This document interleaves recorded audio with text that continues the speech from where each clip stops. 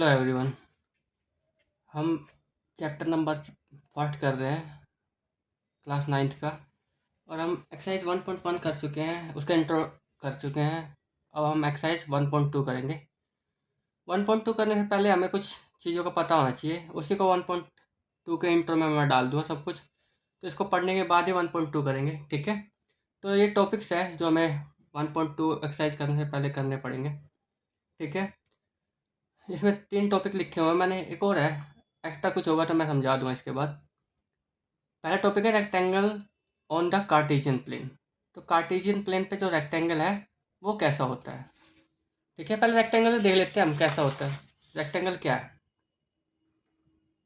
Rectangle क्या है, ठीक है। तो रेक्टेंगल लिखना नहीं है कुछ भी, बस समझो। रेक्टेंगल क्या है, रेक्टेंगल एक क्लोज्ड फिगर है जिसकी साइड्स 4 है। एक क्लोज्ड फिगर है, क्लोज्ड फिगर जिसकी 4 साइड्स हैं, ठीक है। 4 साइड्स है, ठीक है। बट इसमें खास क्या है, इम्पोर्टेंट क्या है, अपोजिट साइड्स आर इक्वल। इसमें अपोजिट साइड्स इक्वल होती है, अपोजिट साइड्स इक्वल होनी चाहिए। और अपोजिट साइड पैरेलल होनी चाहिए, अपोजिट साइड्स जो पैरेलल होनी चाहिए। पैरेलल और इक्वल में फ़र्क होता है, देखो 2 लाइनें खींच रहा हूँ मैं, ये 5 सेंटीमीटर, ये 5 सेंटीमीटर, और ये भी 5 सेंटीमीटर। ये ए बी है, ये बी सी है, सी डी है, और ये ई एफ है। तो हम देख सकते हैं, हम तीनों लाइनों को इक्वल कह सकते हैं क्योंकि तीनों ही 5 सेंटीमीटर की है, ठीक है। बट यहाँ पे देखेंगे हम, तो जो ए बी है और ये सी डी है, और इनको मिल बनाऊँ मैं फिर से, ए बी ये लाइन बना रहा हूँ, ये लाइन सेगमेंट है जिसकी डेफिनेट जो लेंथ होती है वो लाइन सेगमेंट होता है। सेगमेंट मतलब टुकड़ा, लाइन का टुकड़ा, ठीक है। अगर मैं इसको लाइन बनाऊँ, यहाँ पे भी एक लाइन बनाऊँ, तो ये पैरेलल है। पैरेलल मतलब जिसमें बीच की जो डिस्टेंस है दोनों लाइनों के बीच की वो कभी ना बदले। जैसे रेल की पटरी, ठीक है, उनके बीच का जो डिस्टेंस है कभी नहीं बदलता, सेम रहता है, ठीक है। जैसे उसको बराबर होने की ज़रूरत नहीं है, जैसे ये हो गया और ये हो गया, ये भी आगे बढ़ाऊँगा, इसको भी आगे बढ़ाऊँगा, तो ये कभी नहीं मिलेंगे, ठीक है। तो ये हो गया पैरेलल। पैरेलल होने के लिए इक्वल होना ज़रूरी नहीं है, ठीक है, और इक्वल होने के लिए पैरेलल होना ज़रूरी नहीं है। बस पैरेलल में ये सोचो कि उसके बीच का गैप कभी चेंज ना हो। अगर उसके बीच का गैप चेंज होने लग गया तो वो पैरेलल नहीं होगा। जैसे ये 2 लाइनें बना रहा हूँ मैं, ये 2 लाइनें हैं, अभी तो नहीं मिली ये, बट आगे बढ़ाओगे तो मिल जाएगी।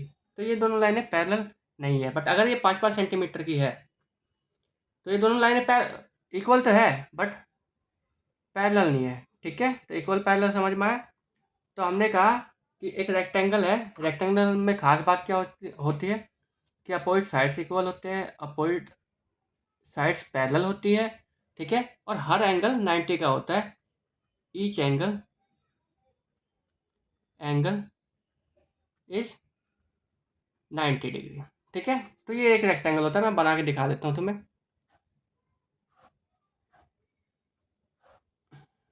ये सीधी सीधी होती है, ठीक है, स्केल से खींच लेना। ए बी सी डी, यहाँ पे देख सकते हो ये साइड इसके बराबर है, ए बी बराबर है सी डी के, और ए बी पैरेलल भी है सी डी के, देख सकते हो। ये इससे कभी नहीं मिलने वाली आगे बढ़ाने के बाद भी, ठीक है। ए डी बराबर है बी सी के, ए डी बराबर है बी सी के, और जो ए डी है वो पैरेलल भी है बी सी के, ठीक है। और सारे एंगल जो है 90 डिग्री के होने चाहिए, ठीक है। तो ये एक रेक्टेंगल है, रेक्टेंगल समझ में आया। रेक्टेंगल में ही, रेक्टेंगल में एक प्रॉपर्टी और ऐड कर दो, रेक्टेंगल में ही एक प्रॉपर्टी ऐड कर दो, all sides are equal, equal. अगर सारी साइड इक्वल कर दे पूरी पूरी, तो वो स्क्वायर बन जाता है। ये देखो, ए बी सी डी, ठीक है। रेक्टेंगल की प्रॉपर्टी, सारे एंगल 90 डिग्री के, ये इसके पैरेलल, ये इसके पैरेलल, और रेक्टेंगल की प्रॉपर्टी थी ये इसके बराबर था। बट यहाँ इस केस में क्या होता है, ये सारे ही बराबर होते हैं। ए बी इसके बराबर भी है, इसके बराबर भी, इसके बराबर भी। ए बी बराबर बी सी बराबर सी डी बराबर डी, ठीक है, सारे बराबर है। तो कभी कभी क्वेश्चन आता है कि इस स्क्वायर को मैं रेक्टेंगल कह सकता हूँ, तो रेक्टेंगल की प्रॉपर्टी चेक कर लो। रेक्टेंगल की प्रॉपर्टी जो जो होगी, अगर वो है तो ये रेक्टेंगल है। तो रेक्टेंगल की प्रॉपर्टी क्या क्या होती है कि अपोजिट साइड्स बराबर होगी, ये इसके बराबर है, हाँ ये इसके बराबर है, हाँ हर एंगल 90 डिग्री का होगा, है, ठीक है, और अपोजिट साइड तो पैरेलल भी होगी, है। तो मैं एक स्क्वायर को रेक्टेंगल कह सकता हूँ, कोई दिक्कत नहीं है। बट एक रेक्टेंगल को स्क्वायर कहने में प्रॉब्लम है, ठीक है भाई। हो भी सकता है ये स्क्वायर, नहीं भी हो सकता, ठीक है। अब मैं इसी को कहूँ कि ये एक रेक्टेंगल है, इसमें सारी साइडें बराबर है, ठीक है, स्क्वायर ना कहूँ, बस ये कह दूँ कि ये रेक्टेंगल है, तो क्या ये स्क्वायर भी है? हाँ ये स्क्वायर है। बट हर रेक्टेंगल स्क्वायर नहीं हो सकता। जैसे ये हो गया 5 5 2 2, अब ये रेक्टेंगल जो है स्क्वायर नहीं है, ठीक है। तो ये रेक्टेंगल हो गया, ये स्क्वायर हो गया, ठीक है। अब मैंने इसलिए ये पढ़ाया कि हम कार्टेशियन प्लेन में भी रेक्टेंगल और स्क्वायर को देखेंगे अभी, ठीक है। ये हो गया हमारा। अब देखो, यहाँ से देखना एक बार, ठीक है, ये कार्टेशियन प्लेन है। अब रेक्टेंगल कैसे भी बन सकते हैं, यहाँ पे ऐसा भी बन सकता है, ऐसा भी बन सकता है, ऐसा भी बन सकता है, और कहीं पे भी बन सकते हैं रेक्टेंगल। बट हमें पढ़ने कौन से हैं? हमें पढ़ने हैं पैरेलल वाले, पैरेलल टू एक्सिस, किसी भी एक्सिस के पैरेलल हो। अच्छा, आप पैरेलल होने के बाद एक्स एक्सिस या वाई एक्सिस के, इसमें कुछ खास होता है, वो दिखा दूंगा मैं अभी तुम्हें। क्यों पैरेलल वाले ही पढ़ने हैं, दूसरे भी पढ़ सकते हैं मगर अभी नहीं, अगली क्लास में, ठीक है। बट पैरेलल वाले ही खास क्यों है, ये हम देखेंगे, ठीक है। तो पैरेलल वाले ही केस पढ़ेंगे हम, या तो एक्स एक्सिस के पैरेलल हो, ये तो दोनों के पैरेलल है। अगर इधर से देखोगे तो ये वाई एक्सिस के पैरेलल है, इधर से देखोगे तो ये एक्स एक्सिस के पैरेलल है। तो ये दोनों लाइनें एक्स एक्सिस के पैरेलल, ये दोनों लाइनें वाई एक्सिस के पैरेलल है, ठीक है। तो ये हमें पढ़ने हैं इस क्लास में, ठीक है। तो हम एक दो एग्जांपल ले लेते हैं, ठीक है। जैसे ये कार्टेशियन प्लेन है, कार्टेशियन प्लेन में मैं एक बना रहा हूँ, ठीक है, रेक्टेंगल ही बना रहा हूँ, ठीक है। एक सेकंड दो मुझे,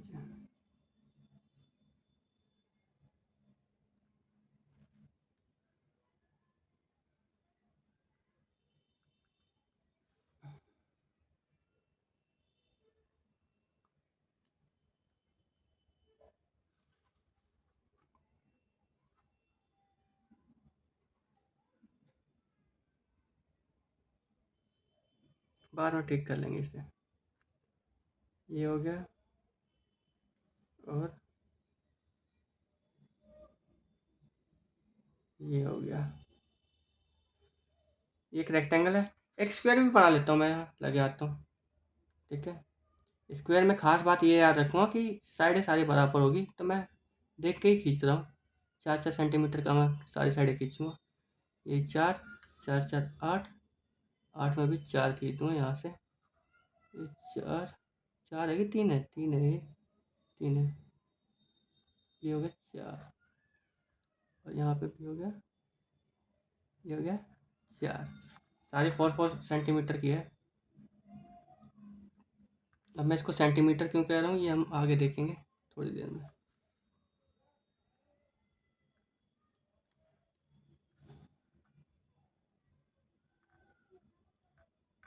अब देखना कुछ खास होगा जब मैं इसके पॉइंट लिखूँगा, एक स्क्वायर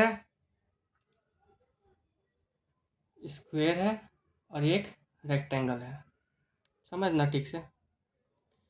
अब इसके मैं सारे कोऑर्डिनेट लिखता हूँ, चलो नाम डाल देता हूँ ए बी सी डी। ए के कोऑर्डिनेट बताना, कोऑर्डिनेट देखने हमने सीखे हैं, एक्स पे 2, वाई पे 4। इसके देखो एक्स पे 7 और वाई पे 4। यहाँ पे देखो एक्स पे 2 और वाई पे 1, 2 1, और ये एक्स पे 7, वाई पे कितना है, ये वाई पे 1। ये देखो ये, अच्छा इधर भी लिख देते हैं, ये एक्स पे है -4, वाई पे है 1, एक्स पे है -8, वाई पे है 1, ये एक्स पे है -4, वाई पे है 5, और ये है एक्स पे, अच्छा इसके कोऑर्डिनेट नहीं लिखे, ई लिख लेता हूँ, ई एफ जी एच, ठीक है। और ई पे है -8 और वाई पे 5। ये कोऑर्डिनेट लिख दिए मैंने, ठीक है। अब ये दोनों ही रेक्टेंगल और स्क्वायर दोनों ही पैरेलल है, एक्स एक्सिस और वाई एक्सिस दोनों के। अगर ये दोनों देखोगे तो X axis parallel, Y axis से पैरेलल, और ये वाली लाइन देखोगे तो एक्स एक्सिस के पैरेलल है, ठीक है। अब पॉइंट देखो, इनको देखो, जो लाइनें ये लाइन है जो ये वाई एक्सिस के पैरेलल है, तो जो लाइनें वाई एक्सिस के पैरेलल है उसका एक्स सेम है। देखो इस लाइन पे सारा एक्स सेम होता है, देखो कहीं पे भी जाओ, यहाँ पे सब पे x7 लिखोगे तुम, सॉरी हाँ, x7 x7 x7 x7। तो यहाँ से हमें समझ में आया, यहाँ से क्या समझ में आया कि अगर किसी चीज़ का एक्स एक्सिस सेम है, किसी लाइन का मतलब दो कोऑर्डिनेट है, दोनों के एक्स एक्सिस सेम है, 5 7 और 2 5, एक्स एक्सिस सेम है ना, 20, ये है दो। तो ये एक्स एक्सिस अगर सेम है तो जो ये इन दोनों पॉइंटों से लाइन बनेगी जो, वो क्या होगी, पैरेलल होगी, किसके, वाई एक्सिस के। ये बात समझ में आई। अगर एक्स एक्सिस सेम है तो जो लाइन बनेगी इन दोनों को जोड़ने से वो पैरेलल होगी वाई एक्सिस के। देखो ये वाई एक्सिस के है। अब जहाँ पे भी देखो जोन सी भी लाइन पैरेलल होगी वाई एक्सिस के, उसमें एक्स सेम होगा। देखो ये लाइन पैरेलल है वाई एक्सिस के, ये और ये कभी नहीं मिलने वाली, इस पे देखो एक्स सेम है, दिख रहा है। यहाँ पे देखो ये लाइन पैरेलल है वाई एक्सिस के, तो इस पे भी, इस पूरे पे, दोनों पॉइंटों पे कहीं पे भी पॉइंट लगे इस लाइन पे, इस पे देखो एक्स एक्सिस सेम है। ये भी लाइन पैरेलल है इसके, तो इस पे भी एक्स एक्सिस सेम होगी, ये दिखा, ठीक है। तो जो भी लाइन पैरेलल होगी एक्स एक्सिस के, सॉरी वाई एक्सिस के, उसमें एक्स कोऑर्डिनेट सेम होंगे और वाई अलग होंगे, ठीक है। और देखो, और जो भी लाइन पैरेलल होगी एक्स एक्सिस से, ठीक है। जो भी लाइन पैरेलल होगी एक्स एक्सिस के, देखो ये एक्स एक्सिस के पैरेलल है, तो अगर एक्स एक्सिस के पैरेलल है उसका एक्स, इसका वाई सेम होगा। देखो ये लाइन पूरी एक्स एक्सिस पे सेम है, एक्स एक्सिस पे पैरेलल है, तो इस पूरे लाइन पे वाई सेम है। देखो वाई यहाँ पे, ये वाई की पॉइंट है, अब वाई हर पॉइंट पे सेम ही होगा यहाँ पे, ठीक है। तो यहाँ पे देखो वाई 1 है, यहाँ पे भी वाई 1 होगा। देखो ये भी पैरेलल है एक्स एक्सिस के, अगर एक्स एक्सिस के पैरेलल है तो वाई सेम होगा इसमें भी, बस एक्स बदलेगा, दिख रहा है। यहाँ पे भी ये एक्स एक्सिस के पैरेलल है तो इसका वाई सेम होगा। देखो वाई, क्योंकि एक्स एक्सिस के पैरेलल होने के लिए वाई को सेम रखना पड़ता है, ठीक है, जितने भी पॉइंट लगा लो, ठीक है। तो एक्स एक्सिस सेम होने के लिए वाई सेम होना पड़ता है, ये रहा वाई सेम है, ये बात समझ में आया, ठीक है। तो ये हो गया रेक्टेंगल, ये हो गया स्क्वायर, ठीक है। Distance on the coordinate plane. अब देखो, अब ये पैरेलल वाला ही केस क्यों पढ़ते हैं, क्या पैरेलल वाला केस इसलिए पढ़ते हैं कि अगर दो पॉइंट के यहाँ पे मान लो, अगर दो पॉइंट के वाई कोऑर्डिनेट सेम है, वाई कोऑर्डिनेट सेम है, ठीक है। अगर दो पॉइंट के वाई कोऑर्डिनेट सेम है, जैसे ये लाइन ली, इसके वाई कोऑर्डिनेट सेम है, तो इसकी लेंथ निकालने के लिए तुम्हें वाई को घटाने की ज़रूरत नहीं है, ठीक है। जस्ट एक्स को घटाओ, -8 -4 है, इसको सब्ट्रैक्ट करो और जो आंसर आएगा वही आंसर आएगा। और डिस्टेंस हमेशा पॉजिटिव होता है, ये याद रखना। तो किसी में से किसी को हटा लो, बस पॉजिटिव रखना, ठीक है। -4 बड़ा है वैसे, -8, तो ये आएगा 4। तो किसी भी पॉइंट का अगर वाई कोऑर्डिनेट सेम है तो बस एक्स को घटाओ और डिस्टेंस उसका पूरा लेंथ निकाल लो, ठीक है। अगर किसी भी पॉइंट का वाई एक्सिस सेम है तो एक्स को घटाओ बस और डिस्टेंस निकल जाएगा तुम्हारा कि कितना लंबा है वो लाइन। और किसी का वाई एक्स सेम है, एक्स एक्सिस पे सेम है, तो उसका वाई बस सब्ट्रैक्ट करो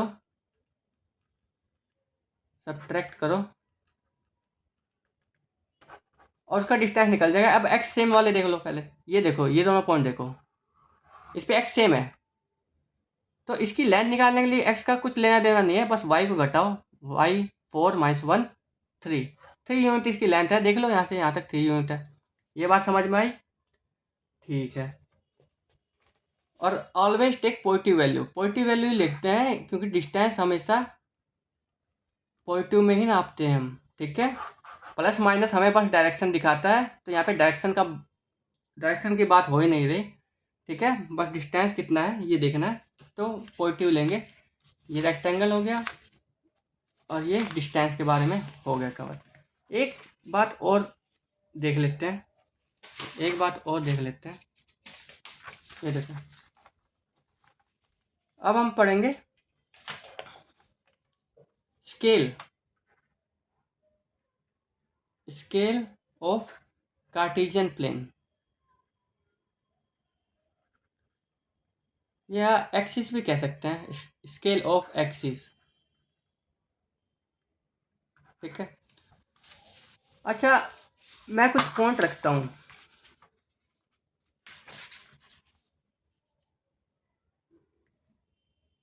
मैं कुछ पॉइंट लिखता हूँ, -5, 2, 3, 7, 4, 5, 0, 0। ये पॉइंट सेट पहला है, तो मैं इसको लगा के देखता हूँ, ठीक है। -5, 2 लगभग आएगा यहाँ, ठीक है, रफ लगा रहा हूँ मैं। 3, 7, 3, 7, 4, 5, 4, प्लस का 5 ऊपर, और 0, 0 ये रहा। कितना इजी है ना इसमें लगाना पॉइंट, ठीक है। इजी है, मतलब लगा सकते हैं इस पे, इस कार्टेशियन प्लेन पे, ठीक है। ये एक्स एक्सिस है, ये वाई एक्सिस है, ठीक है।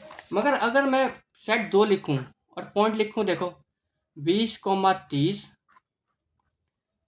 40, 50, 30, -40 और 25,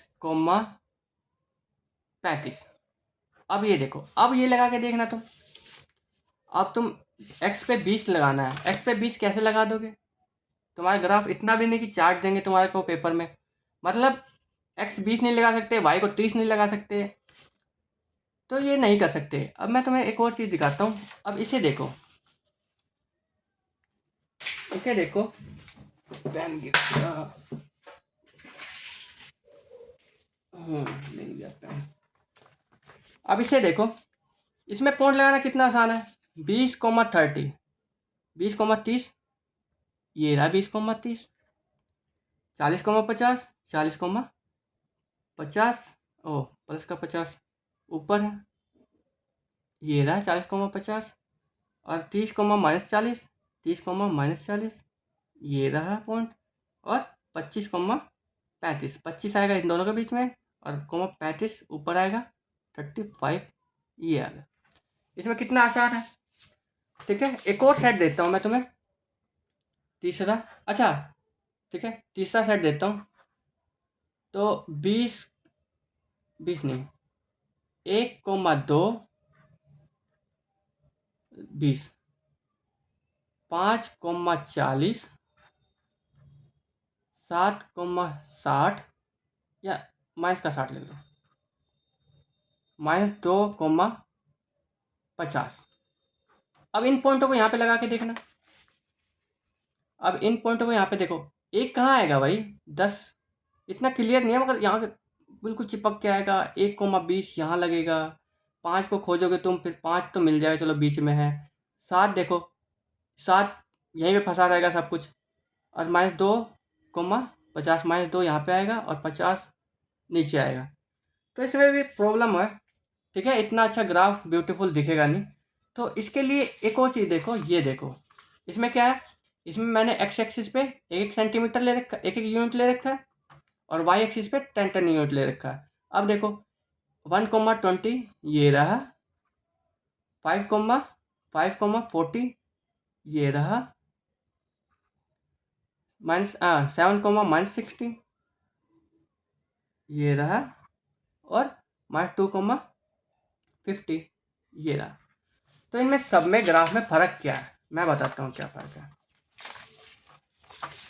ये जो सारे पॉइंट लगा रखे हैं, ये 1 सेंटीमीटर पे है, सारे 1 सेंटीमीटर पे है, 1 ये भी 1 सेंटीमीटर पे है। इस ग्राफ में भी सेम है, ये जो लेंथ है 1 सेंटीमीटर पे है, 1 सेंटीमीटर पे है। और इसमें भी सेम है, ये भी सारे 1 सेंटीमीटर पे है। बट खास बात क्या है, यहाँ पे 1 सेंटीमीटर को 1 ही लिखा गया है, ठीक है। ये 1 सेंटीमीटर 1, ये 1 सेंटीमीटर फिर 2, 1 सेंटीमीटर आगे, 1 सेंटीमीटर आगे, तो 1 ही बढ़ा गया। यहाँ पे भी 1 बढ़ा गया। बट यहाँ पे देखो, तो अच्छा, इसको हमें ऊपर, इसी को हमें स्केल में लिखना होता है। कि स्केल में क्या लिखना होता है, स्केल में यही लिखना होता है कि एक्स एक्सिस पे ऑन एक्स एक्सिस पे क्या हो रहा है कि मैंने लिया है जो 1 सेंटीमीटर को 1 यूनिट ही लेके चल रहा हूँ मैं। 1 यूनिट मतलब 1 किलो, कुछ भी एक, ठीक है। 1 मीटर, 1 सेंटीमीटर, बट एक ही यूनिट है, 5 सेंटीमीटर नहीं है। 1 यूनिट, 1 सेंटीमीटर 5 यूनिट नहीं है, मतलब 5 बनाना, 5 कुछ नहीं है, ठीक है। 1 पे 1 ही है। और ऑन वाई एक्सिस अलग अलग लिखना पड़ता है, उस पर भी तुमने 1 सेंटीमीटर को एक ही यूनिट माना है, इसलिए एक बढ़ते हुए जा रहे हो। बट इसमें क्या हो रहा है, जो 1 सेंटीमीटर है वो 10 मान के चल रहे हो, इसलिए 10, 20, 30, 40, इधर भी 10, 20, 30, 40। तो इसमें क्या है, इसमें भी स्केल लिखोगे ऊपर, और स्केल में लिखोगे ऑन एक्स एक्सिस 1 सेंटीमीटर। ये अभी भी 1 सेंटीमीटर है, बट हम कितना लेके चल रहे हैं, 10, ठीक है।